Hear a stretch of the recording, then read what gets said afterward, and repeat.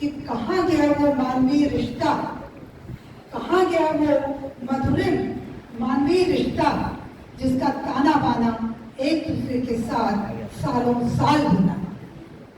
विश्व में सबसे बड़ी अगर गांधी जी की जो उपलब्धि है, एक विश्व को एक साथ करना है, और यही उन्होंने हरदम हम लोगों को शिक्षा दी, और वो अहिंसा के रूप में दी है, हिंसक रूप में नहीं दी है, कलम के रूप में दी है।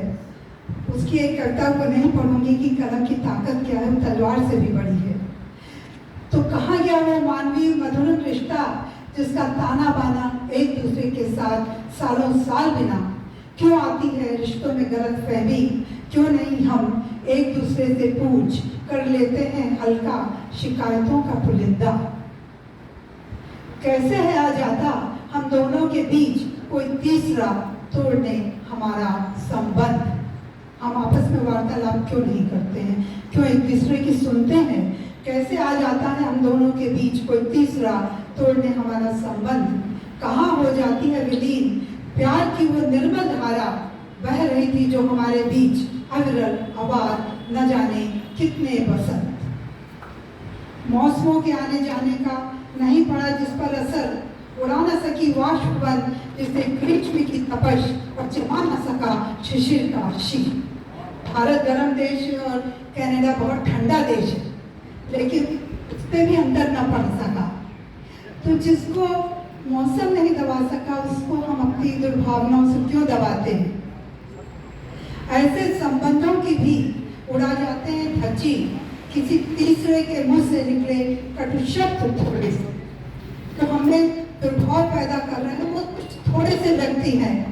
हम अधिक चिंता हम वैसी नहीं है। हम आपस में मित्रता का भाव चाहते हैं, गांधी जी के सिद्धांतों पर चलना चाहते हैं। तो ऐसे संबंधों की भी उड़ा जाते हैं धज्जी, किसी तीसरे के मुंह से निकले कटु शब्द थोड़े से।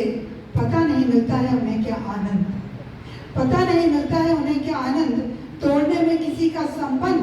पर उससे भी ज्यादा होता है आश्चर्य स्वयं की बुद्धि पर। वो तोड़ते हैं तो तोड़ते हैं, हम क्यों टूटते हैं। उससे भी ज्यादा होता है आश्चर्य स्वयं की बुद्धि पर, क्यों करने देते हैं हम किसी ऐसे को प्रवेश एक दूसरे के मध्य। क्यों नहीं हम उतार सर से शिकायतों की गठरी जो बन गई थी बोझ हृदय पर भी, जिसे हम जी रहे तिल मिलाकर घुट घुट कर, और दूसरा पक्ष रहा अनजान ही। पर हम मान चुके हैं उसे दोषी, खोल कर रखते हैं उसके समक्ष गलत फहमियों की गठरी। हम चाहते हैं कि हम एक दूसरे से वार्तालाप करें, एक दूसरे के बारे में न सुने, एक दूसरे से मिले, एक दूसरे से वार्तालाप करें, और दे उसे अवसर करने अपने दोष या निर्दोषता का हिसाब। क्या ये मेरा समाधान है विकल्प रूप में? क्या यह उचित विकल्प नहीं, बजाय इसके कि प्रमाणित होने से पहले ही हम सिद्ध कर चुके हैं उसे दोषी? क्या यह उचित विकल्प नहीं, बजाय इसके प्रमाणित होने से पहले ही हम सिद्ध कर चुके हैं उसे दोषी? क्यों नहीं हम लेते इस विकल्प का सहारा? क्यों नहीं लेते हम इस विकल्प का सहारा?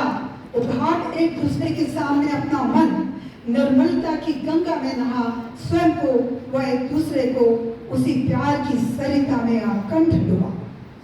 क्यों नहीं हम लेते इस विकल्प का सहारा?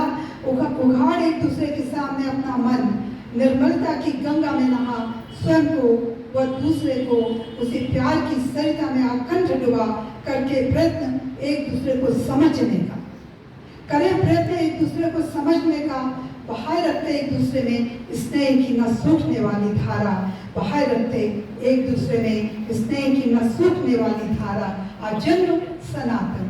और यही शायद गांधी जी का जो उद्देश्य था, मेरे दृष्टिकोण से यही था कि साहित्यकार हूँ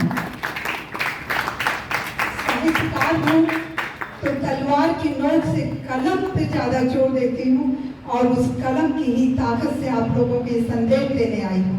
आप सबका बहुत बहुत आभार। धन्यवाद डॉक्टर स्नेहा ठाकुर जी। आप कनाडा से चलकर आए हैं। भारत के दर्शन और गांधी के दर्शन पर आपकी विद्वता है, विदुषी महिला हैं। और आपकी जो कविता जो स्वरचित कविता है, उस स्वरचित कविता में जो गांधी के दो सिद्धांत कहें, गांधी के दो चिंतन कहें, सत्य और अहिंसा का पूरा उसमें जिस्ट था। और गांधी के दोनों सिद्धांत सत्य और अहिंसा बड़े विराट दर्शन हैं। जब हम अहिंसा की बात करते हैं तो केवल शारीरिक हिंसा की बात नहीं करते हैं, तो गांधी की अहिंसा में मनसा वाचा कर्मणा, मन से, वचन से और कर्म से की अहिंसा की बात करते हैं। आपके उस कविता में सबका वर्णन था। बहुत बहुत धन्यवाद, बहुत बहुत आभार।